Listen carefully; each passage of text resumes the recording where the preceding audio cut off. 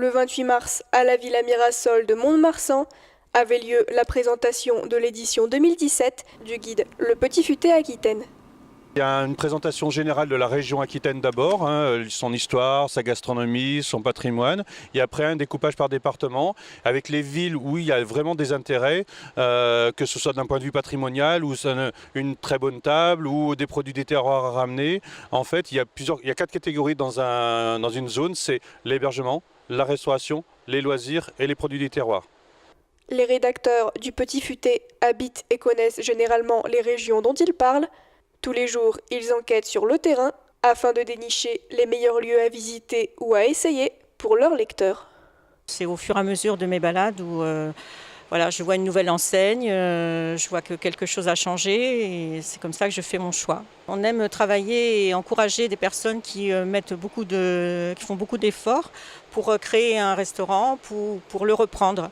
Donc déjà, il y a ça au départ. J'essaie de me renseigner un petit peu avant d'entrer dans l'enseigne pour savoir si c'est une franchise, si ça appartient à un groupe ou si c'est une initiative privée.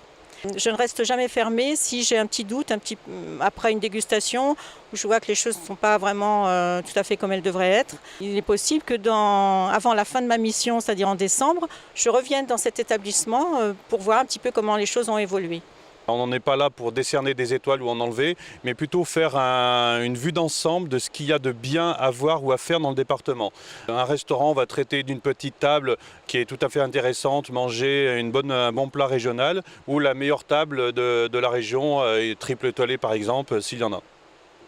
Depuis 8 ans, le Petit Futé s'est mis à la page en développant son guide en version numérique, une façon de toucher un public plus large et de simplifier son accès aux utilisateurs.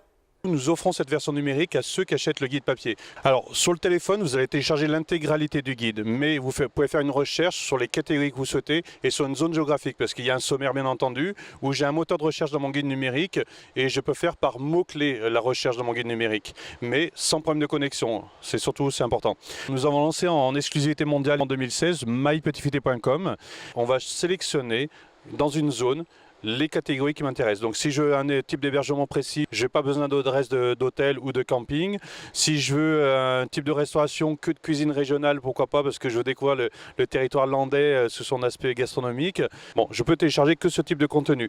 Et je peux même faire transversal sur plusieurs pays. Au lieu d'acheter plusieurs guides pour couvrir toutes ces régions et même d'autres pays, en un seul guide, je vais pouvoir retenir tout ce contenu et uniquement le contenu dont j'aurais souhaité avoir. Donc avec des cartes bien entendu, parce que quand je suis dans une grande ville, avoir une carte c'est quand même mieux, des photos pour illustrer la zone et jusqu'à la photo de couverture où j'aurais choisi dans ma propre banque d'images mes photos à moi pour mettre en couve avec mon titre que je souhaite, mon petit voyage avec mes amis depuis les Landes jusqu'à Milan, pourquoi pas, voilà le titre qu'on a pu choisir.